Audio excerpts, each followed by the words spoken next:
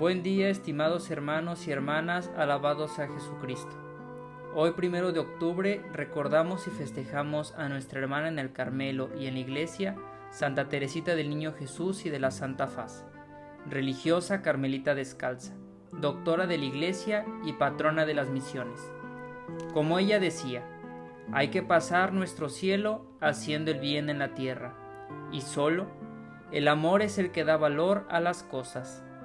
Así como ella, que todo lo hacía y daba con amor, que nosotros, siguiendo su ejemplo, lo hagamos en pro de nuestros hermanos, hermanas y nuestro entorno. Santa Teresita es una figura sumamente interesante en la iglesia y en el Carmelo.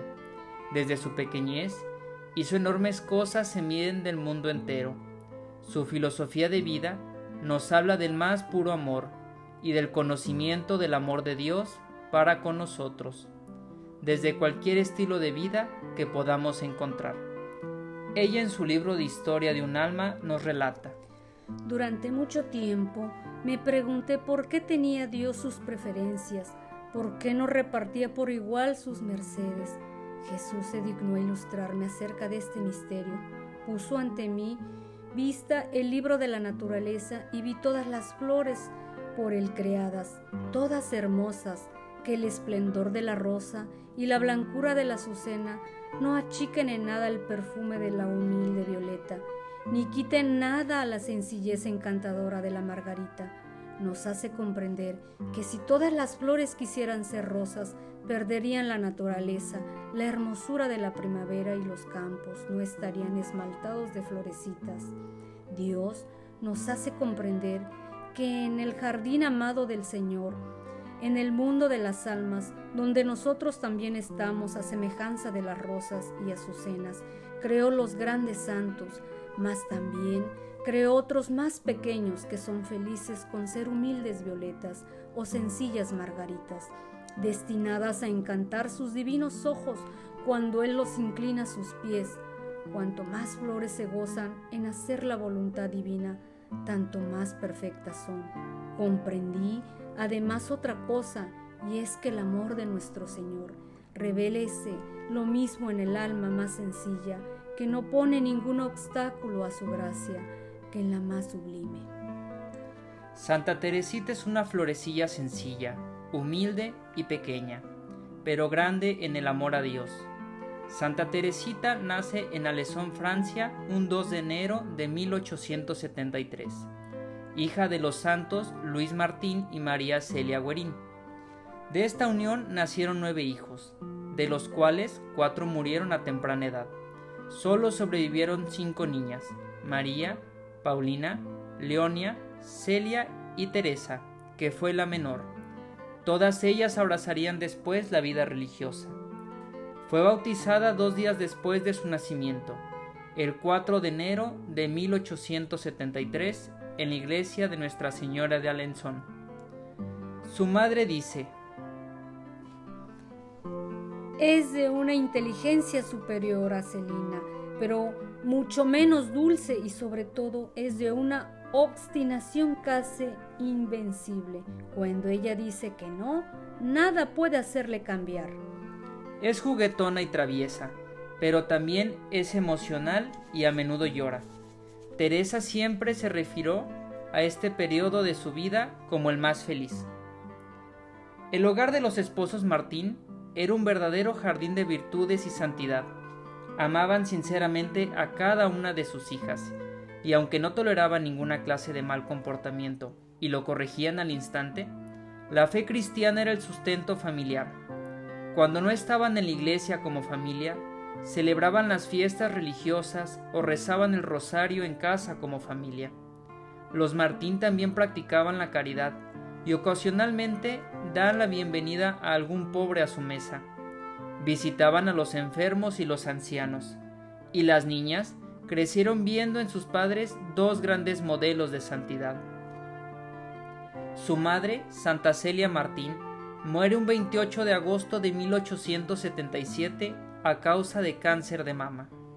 Cuando Teresa tenía apenas 4 años, en noviembre de 1877, su padre, San Luis Martín, decidió trasladarse a la ciudad de Lisieux, en Francia. Teresa sintió profundamente el cambio de la atmósfera. Echa de menos a su madre y aún más, sobre todo esto, escribió: Desde que mamá murió, mi alegría característica cambió completamente. Yo era tan viva, tan expansiva, me convertí en tímida y dulce, sensible al exceso. A pesar del amor prodigiado de su padre, y a Paulina, a quien después de la muerte de su madre adoptó como su segunda madre, la vida era austera en Lisieux, y tendría en cuenta más tarde que este fue el segundo periodo de su existencia, el más doloroso de los tres. A los 7 años, en 1880, Teresa se confiesa por primera vez. En esta ocasión ignora el miedo y los escrúpulos que ya tanto la fastidiaban, y dice: Desde que regresé de la confesión, por todas las grandes fiestas ha sido un verdadero placer para mí cada vez que he ido. El 13 de mayo de 1880 se hace presente en la primera comunión de su hermana Celina, que comparte con alegría. Creo que he recibido grandes gracias de ese día y le considero uno de los más hermosos de mi vida. También ella está a la espera de recibir la Sagrada Comunión y decide aprovechar los 3 años que le quedan para prepararse para el evento. Durante el verano de 1882, cuando Teresa tenía 9 años, se entera por accidente del deseo de su hermana Paulina de convertirse en monja carmelita descalza. La idea de perder a su segunda madre le causa gran tristeza y decepción. Su hermana Paulina, tratando de consolarla, le explica cómo es la vida dentro del Carmelo teresiano, y desde entonces, Teresa también siente llamada al Carmelo. Después escribió: Sentí que el Carmelo era el desierto donde Dios quería que yo me fuera a ocultar. Me sentía tan fuertemente llamada que no había ninguna duda en mi corazón. No era un sueño de la infancia que viaja lejos, sino la certeza de una llamada divina. Yo quería ir al Carmelo, no por Paulina, sino solamente por Jesús. Un domingo, Teresa logra ir al Carmelo de Lisieux y entrevistarse con la Madre Superiora María de Gonzaga, quien le dijo, sin que Teresa hubiera mencionado sus deseos: Cuando vengas a vivir con nosotros, mi querida hija, os llamaréis Teresa de Niño de Jesús. Cosa que la santa interpretó como una delicadeza de mi amado Niño Jesús. Pero también le dijo que no podía aceptar aspirantes menores de 16 años. El lunes 2 de octubre de 1882, su hermana Paulina entra en el Carmelo de Lisieux, donde tomó el nombre de Sor Inés de Jesús. Fue un día aún más triste para Teresa, quien había vuelto a la escuela por un año más, pero no podía saltarse un grado, ya que estaba en tercero, donde se hace la preparación para la primera comunión. La enseñanza religiosa será una de las materias más importantes para ella, en la que sobresale Teresa. La perspectiva de la comunión, como se esperaba, es un rayo de sol. En diciembre de 1882, la salud de Teresa empieza a empeorar de manera extraña. Sufre continuamente de dolores de cabeza, dolores en el costado, come poco y duerme mal. Su carácter también cambia. A veces se enoja con su hermana María y pelea incluso con Celina, con quien siempre habían sido muy buenas amigas. En el locutorio del Carmelo, su hermana Paulina está preocupada por su hermana menor, a quien le ofrece asesoramiento y cariñosas reprimiendas. Durante meses sufrió de dolores de cabeza y alucinaciones. Toda su familia estaba desesperada pensando que la muerte podría llegarle pronto. Su padre incluso mandó oficiar varias misas por su curación en el santuario de Nuestra Señora de las Victorias en París. Era el 13 de mayo de 1883, el día de Pentecostés. Su padre, San Luis Martín, y sus hermanas, Leonia, Celia y María, que permanecen junto a la cama de Teresa, se sienten importantes para poderla aliviar. Se arrodillan a los pies de la cama y se dirige a una imagen de la Virgen. Más adelante, Teresita contaría: Al no encontrar ayuda en la tierra, la pobre Teresa también se vuelca hacia su Madre del Cielo, orando con todo su corazón para que finalmente tenga misericordia de ella. En ese momento Teresa se siente abrumada por la belleza de la Virgen y especialmente por su sonrisa. La Santísima Virgen me ha sonreído. ¡Qué feliz soy! En ese momento, la paciente se estabiliza delante de sus hermanas y de su padre, que están atónitos. Al día siguiente, todos los rastros de enfermedad desaparecen, excepto 2 pequeñas alertas en los siguientes meses. Teresa aún está frágil, pero no va a sufrir en el futuro de ninguna nueva manifestación de estos trastornos. Durante la misa, Teresa llora profusamente de alegría y no de tristeza. Describiría a la perfección la intensidad de este primer encuentro místico. Ah, ese fue el primer beso de Jesús en mi alma. Fue un beso de amor. Me sentí amada y le dije también: te amo, me entrego a ti para siempre. No hubo demandas, no hay luchas, sacrificios. Hace mucho tiempo Jesús y Teresita se habían mirado pobres y se habían entendido. La profundidad espiritual de este día no impide que sea una oportunidad para disfrutar de la celebración con la familia y de los muchos regalos que recibe. Es durante la peregrinación a Roma que Teresita, que hasta el momento no había tenido un contacto cercano con muchos sacerdotes, se da cuenta de las imperfecciones, debilidades y grandes defectos que tienen muchos de los sacerdotes que viajaban con ella. Todo esto le invitó con más fuerza a ofrecer su vida en el monasterio, orando cada día por los sacerdotes del mundo. Ella dice: en esta peregrinación comprendí que mi vocación era orar y sacrificarme por la santificación de los sacerdotes. Pero Teresa no olvida el propósito de su viaje. Una carta de su hermana Paulina la animó a presentar su petición personalmente al Papa para ingresar al Carmelo teresiano. Era el 20 de noviembre de 1887. Por la mañana, los peregrinos asisten en la capilla papal a una misa celebrada por su santidad el Papa León XIII. Luego viene el momento tan esperado de la audiencia. El vicario general asigna los turnos para ver al Papa, pero se prohíbe que se le dirija la palabra al Santo Padre, pues sus 77 años ya no le permiten desgastarse durante mucho tiempo. Aún así, cuando le llega el turno a Teresita, previamente con su hermana Celina como cómplice, la había animado a que le hablara. Se arrodilla y sollozando le dice: Santísimo Padre, tengo que pedirle una gracia muy grande. El vicario le dice que se trata de una chica que quiere entrar al Carmelo. Hija mía, haced lo que los superiores le digan, respondió el Papa. La chica insiste. Oh, Santo Padre, si usted dice que sí, todo el mundo lo aprobaría. El Papa León XIII replicó: vamos a ver, entrará si Dios lo quiere.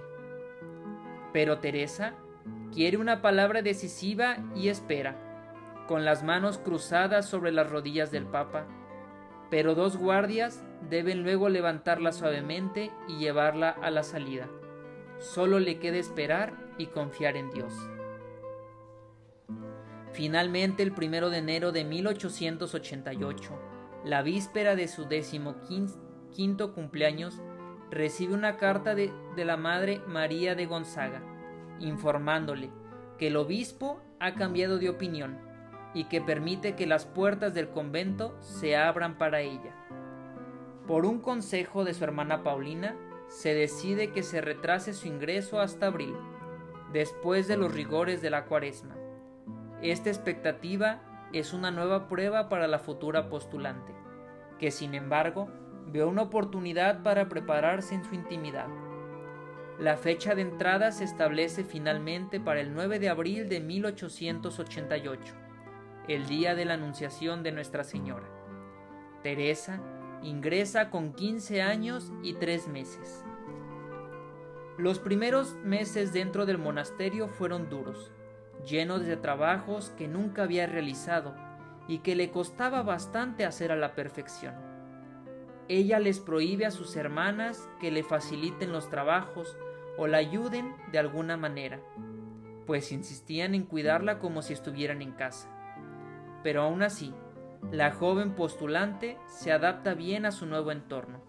Teresita escribió: El buen Dios me dio la gracia de no tener ninguna ilusión al entrar en el Carmelo. He encontrado la vida religiosa como me imaginé que sería. Ningún sacrificio me asombró. La Madre Superiora, María de Gonzaga, que antes se había dado a conocer como amable y gentil, la trataba muy fríamente, con bastantes exigencias y hasta con una que otra humillación, pero todo hace para formar un carácter propio de la vida religiosa, probar su vocación y que dejara a un lado cualquier rastro de orgullo y vanidad, lo cual Teresa se lo agradeció siempre, e incluso siempre sintió una grata admiración hacia ella. La misma superiora comenta: Yo nunca habría pensado que ella tenía un juicio tan avanzado para tener 15 años de edad. No hay una palabra que decir, todo es perfecto. En este periodo se profundiza el sentido de su vocación: llevar una vida oculta, orar y ofrecer sus sufrimientos por los sacerdotes. Olvidando su orgullo, se multiplican los actos discretos de caridad. Quiere convertirse en una gran santa, pero no se hace ilusiones sobre sí misma. Ella escribió: Me apliqué en especial en practicar las pequeñas virtudes, ya que no tengo la facilidad de practicar las más grandes. Teresa entró en el Carmelo con el deseo de convertirse en una gran santa, pero a finales de 1894, después de 6 años, reconoce que este objetivo es imposible de alcanzar. Piensa que todavía tiene muchas imperfecciones y carece del carisma de la Santa Madre Teresa de Jesús y muchos otros de los santos del Carmelo. Sigue siendo muy pequeña y está aún muy lejos del gran amor que le gustaría practicar. Ella entiende que es en esta misma pequeñez en la que puede confiar para pedir la ayuda de Dios. Leyendo las Sagradas Escrituras, en el libro de los Proverbios, lee: El que sea incauto, que venga a mí. Esto le da una respuesta inicial. Siente que aunque es tan pequeña e incapaz, puede entregarse a Dios con confianza. La pequeñez de Teresa, sus limitaciones se convierten en alegría, más que en desaliento, porque es ahí donde se realiza el amor misericordioso de Dios para con ella. En sus manuscritos lo describe como el descubrimiento del caminito. En febrero de 1895 empezará a firmar sus cartas añadiendo regularmente pequeña antes de su nombre. Desde ese momento, Teresa utiliza el vocabulario de la pequeñez para recordar su deseo de una vida oculta y discreta. Ahora también lo utiliza para expresar su esperanza. Cuanto más se sentía pequeña ante Dios, más se podrá encontrar con Él. En enero de 1897, Teresa acaba de cumplir 24 años y escribe: Yo creo que mi carrera no durará mucho tiempo.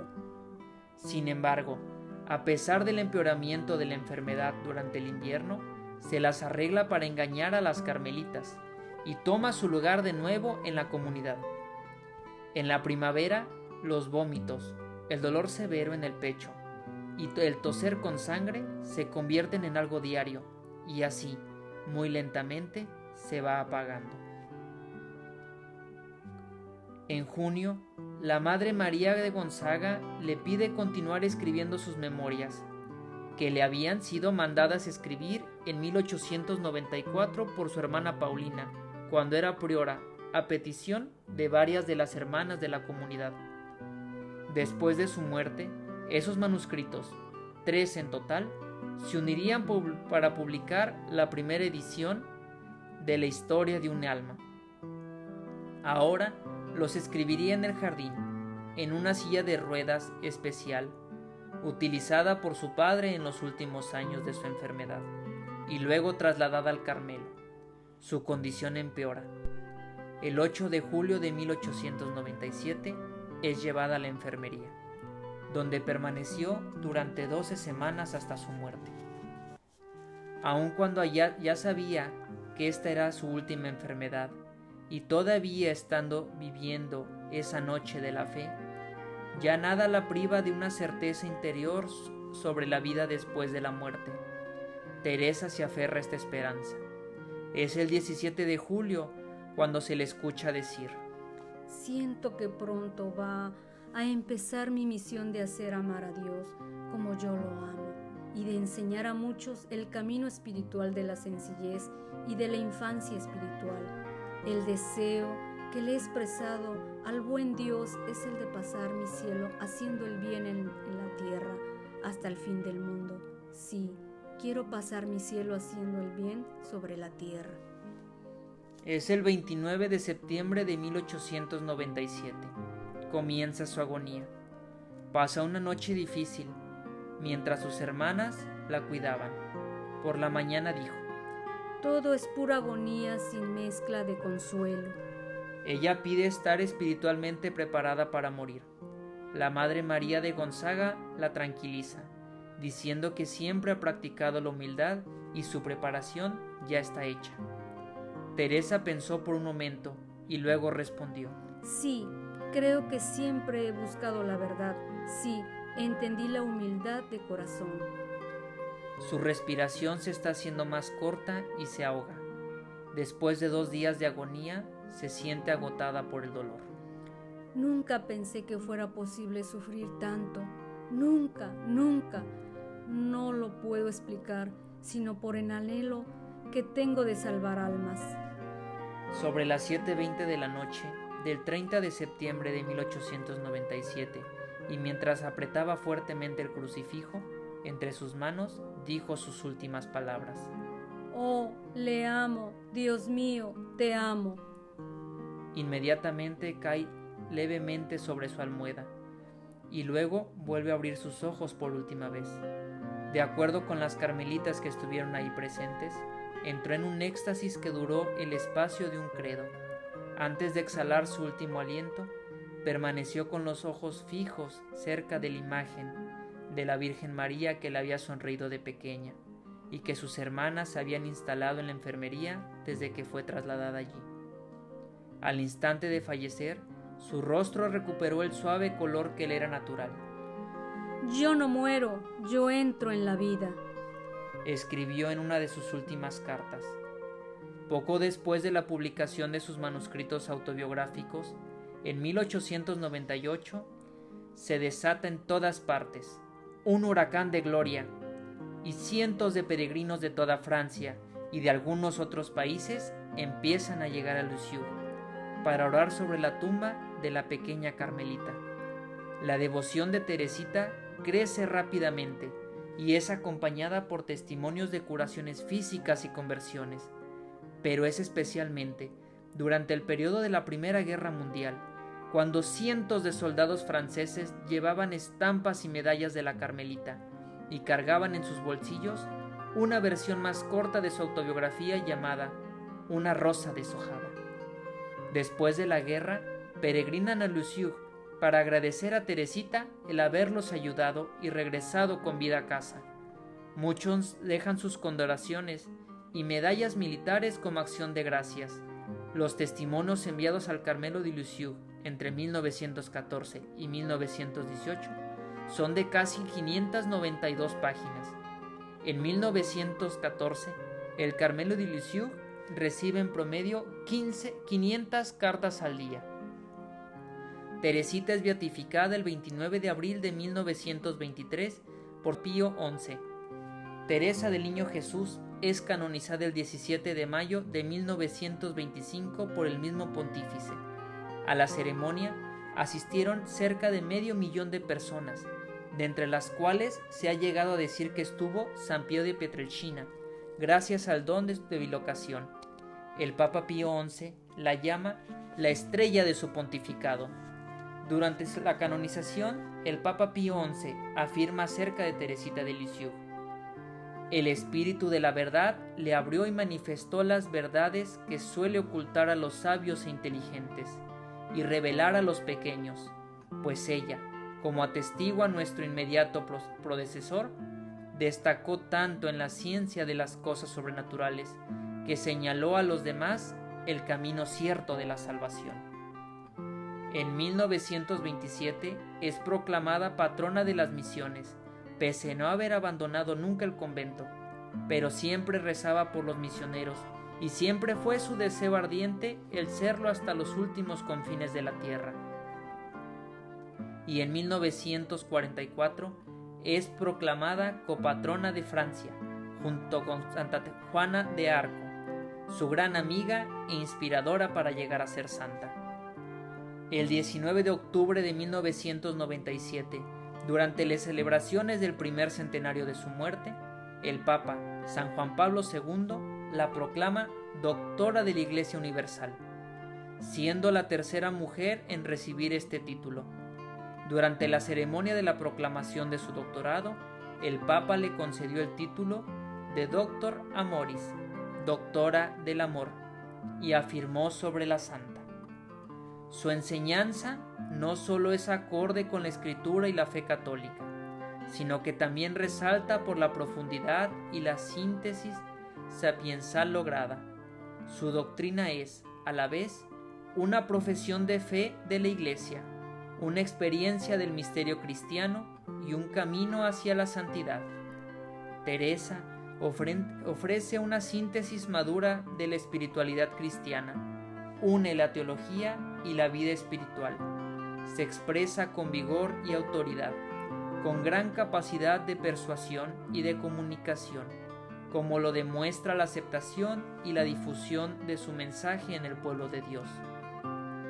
Tal vez en los escritos de Teresita nos encontramos, como en otros doctores, una presentación científicamente elaborada de las cosas de Dios, pero en ella podemos descubrir un testimonio iluminado de la fe, que mientras acoge con amor confiado la condescendencia misericordiosa de Dios y la salvación de Cristo, revela el misterio y la santidad de la Iglesia. Santa Teresita también escribió varios poemas. Leerlos y escucharlos es orar junto con ella a nuestro buen Dios. El primero de ellos se titula Vivir de amor. La noche del amor. Ya sin parábolas, Jesús decía: si alguien quiere amarme, toda su vida guardé mi palabra, y les visitaremos yo y mi Padre. Viniendo a Él por siempre, lo amaremos. Su corazón será nuestra mansión. Queremos que Él esté lleno de paz en nuestro amor. Vivir de amor quiere decir tenerte, verbo increado de mi Dios, palabra. Tú bien sabes, Jesús, que yo te amo y el amor de tu espíritu me infla.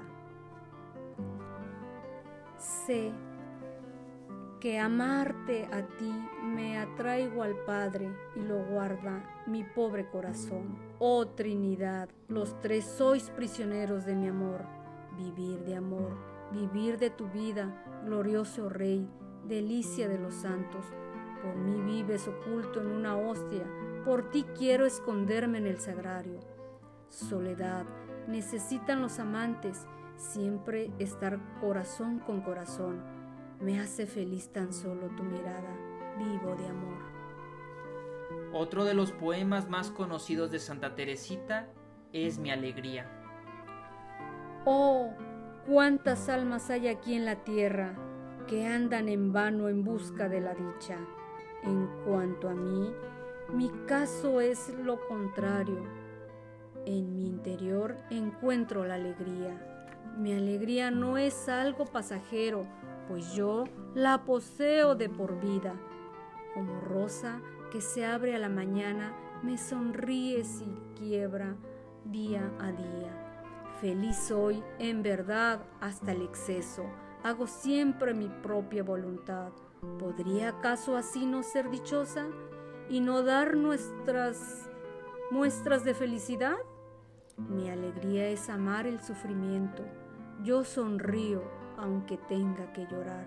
Y es justa gratitud ante Dios Padre, con las flores espinas aceptar, cuando oscuro se torna el cielo azul y en la sombría noche me abandona, esconderme, abajarme es mi alegría y fiel permanecer en esa sombra. Por último, dejamos el poema tal vez el más conocido de esta pequeña pero gran santa, que es Mi cielo en la tierra. Es tu imagen inefable, astro que guía mis pasos, tu dulce rostro, Jesús, bien lo sabes, es en la tierra mi cielo. Mi amor descubre el encanto de tu rostro, embellecido de llanto, y a través de mis lágrimas yo sonrío, contemplando tus dolores.